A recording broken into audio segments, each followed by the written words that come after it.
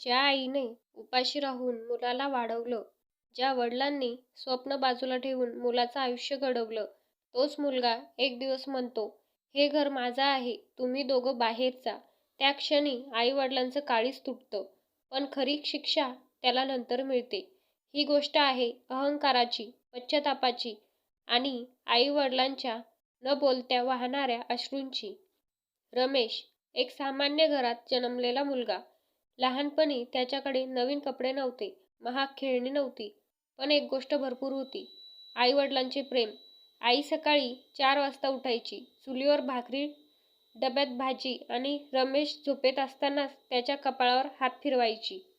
वडील दिवसाला 12-12 तास मजुरी करायचे, पायात फाटकी चप्पल, पण मुलाच्या शिक्षणात कधीही कमतरता नाही. रमेश शिकला, शहरात गेला, मोठी नोकरी लागली आणि इथूनच त्याचा बदल सुरू झाला.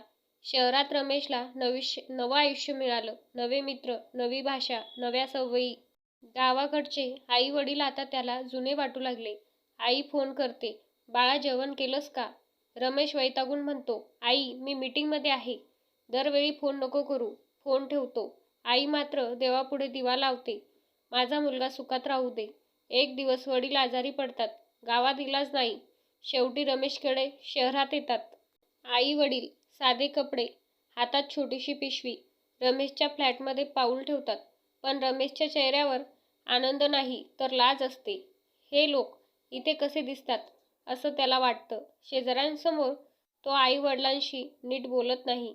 आईला स्वयंपाकघरात सारखं टोचतो, "हे असं नाही बनवत, तुम्हाला काही कळत नाही." आई काहीच बोलत नाही, फक्त शांतपणे डोळे पुसते.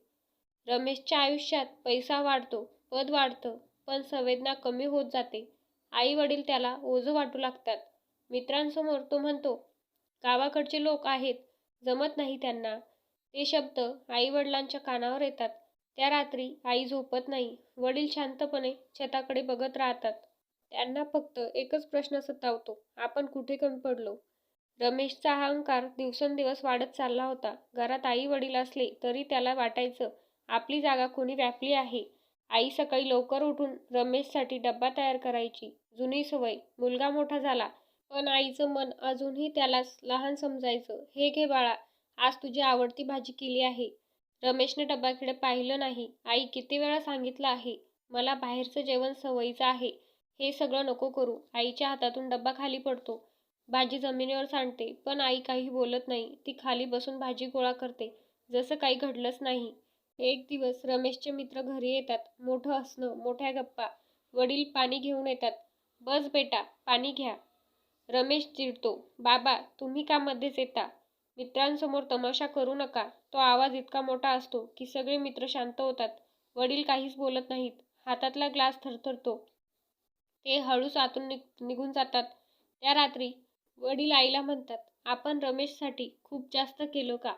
आई काहीच उत्तर देत नाही, फक्त डोळ्यातले अश्रू ओढणीने पुसते. सकाळपासून घरात तणाव होता. रमेश ऑफिसमधून वैतागलेला घरी येतो. आई देवासमोर बसून त्याच्यासाठी प्रार्थना करते, "आज माझ्या मुलाचा दिवस चांगला जावो." रमेश ते पाळतो, पण त्याला राग येतो. "हे रोजचं नाटक बंद करा, मला याची गरज नाही." आई घाबरून उठते, "बाळा मी फक्त तुझ्यासाठी." "बस." रमेश ओरडतो. वडील मध्ये पडतात, "रमेश आईशी असं बोलू नकोस."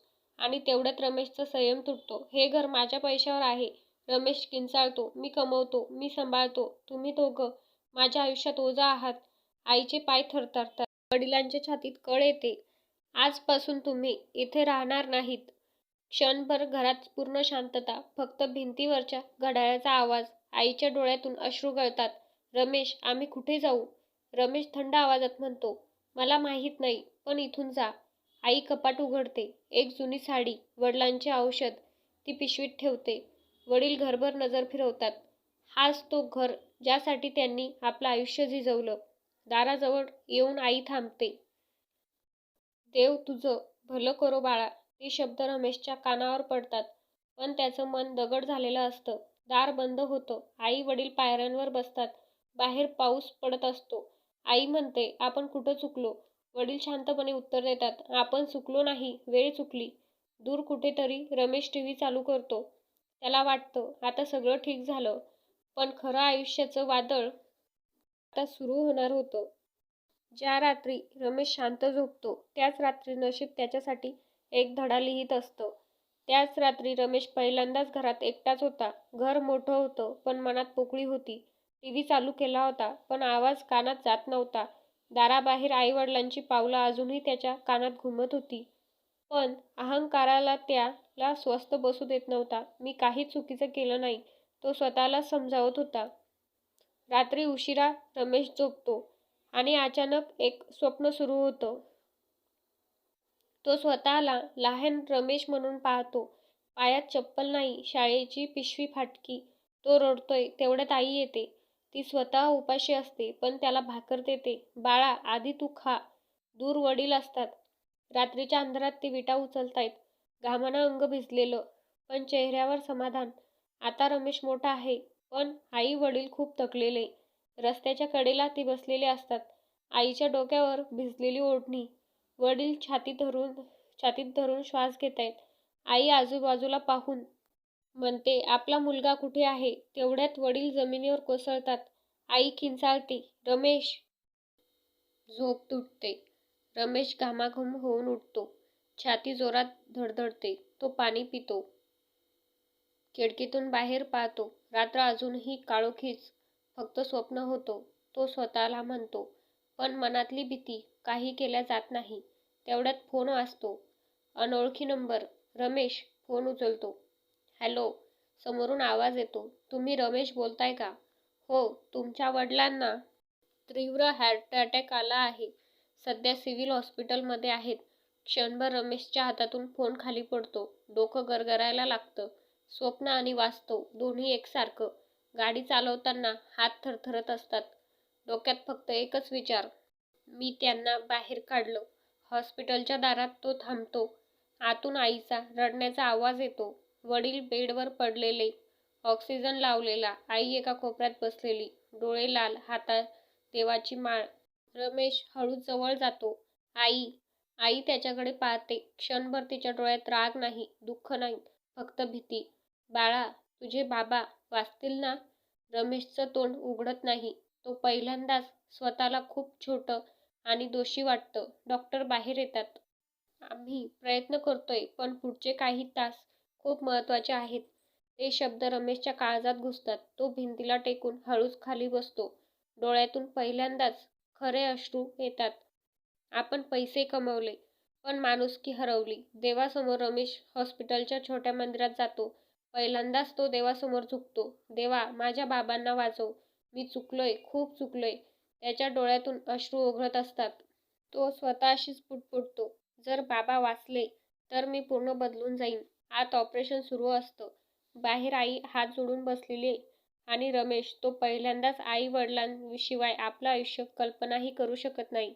हॉस्पिटलच्या बाहेर रात्रीचे 3 वाजले होते. कॉरिडॉरमध्ये शांतता होती. फक्त मशीनची बीप बीप आवाज. आई देवासमोर बसलेली, ओढणीने डोळे पुसत होती. रमेश तिच्या शेजारी जाऊन बसतो. खूप वेळ तो काहीच बोलत नाही. शब्द त्याच्या घशात अडकलेले असतात. हळू आवाजात रमेश म्हणतो, आई, मला माफ कर. आई काही बोलत नाही. मी तुम्हाला दुखवलं, घरातून बाहेर काढलं, तरीही तुम्ही माझ्यासाठीच रडतात. आई त्याच्याकडे पाहते. त्या नजरेत राग नसतो, तक्रार नसते. फक्त आई पण असतं. ती हळूच म्हणते, बाळा, आई कधी माफी मागायला लावत नाही. हे शब्द रमेशचं काळीज फाडतात. तो आईच्या पायावर डोकं ठेवतो. तेवढ्यात ऑपरेशन थिएटरचं दार उघडतं. डॉक्टर बाहेर येतात. आई आणि रमेश दोघेही उठतात. डॉक्टर म्हणतात, आता डोका टळला आहे. वेळेवर आणलं म्हणून वाचले. आई हात जोडते. देवाचे लाख लाख धन्यवाद. रमेशचे पाय थरथरतात. तो आत जातो. वडील शुद्धीत येतात. डोळे अर्धवट उघडतात. रमेश, तो आवाज रमेशने आयुष्यात पहिल्यांदाच इतका भारी ऐकला होता. बाबा. रमेश रडत म्हणतो, मला माफ करा. वडील हळूच हात उचलतात. आई वडील मुलांना माफच करायला असतात बेटा. त्या क्षणी रमेश पूर्ण तुटतो. काही दिवसांनी वडील बरे होतात. रमेश स्वतः आई वडिलांना घरी घेऊन येतो. यावेळी तो दार उघडून म्हणतो, आई बाबा, हे घर तुमचंच आहे. आईच्या डोळ्यात आनंद अश्रू येतात. रमेश आता बदललेला असतो. ऑफिस जरी मोठं असलं तरी घरी आल्यावर तो आधी आईला नमस्कार करतो. वडिलांच्या औषधांची स्वतः काळजी घेतो. मित्रांसमोर अभिमानाने म्हणतो, हे माझे आई वडील आहेत. तो शिकलेला असतो, पण आता तो संस्कारलेला असतो. एक दिवस आई रमेशला म्हणते, बाळा, आपण तुला माफ केलं, पण आयुष्य सगळ्यांना दुसरी संधी देत नाही. ते शब्द त्याच्या मनावर कोरले जातात. तो ठरवतो, ज्यांच्या हातात माझं आयुष्य घडलं, त्यांच्या हातात मी म्हातारपणाची काठी देईन. मित्रांनो, आई वडील असताना त्यांची किंमत कळत नाही, पण ते गेले की फक्त आठवणी उरतात. आजच वेळ आहे. त्यांना मिठी मारा, एक प्रेमाचा शब्द बोला, कारण आई वडिलांचं प्रेम कधीच परत मिळत नाही. मंडळी, व्हिडिओ आवडला असल्यास चॅनलला लाईक, शेअर, सबस्क्राईब नक्की करा. धन्यवाद.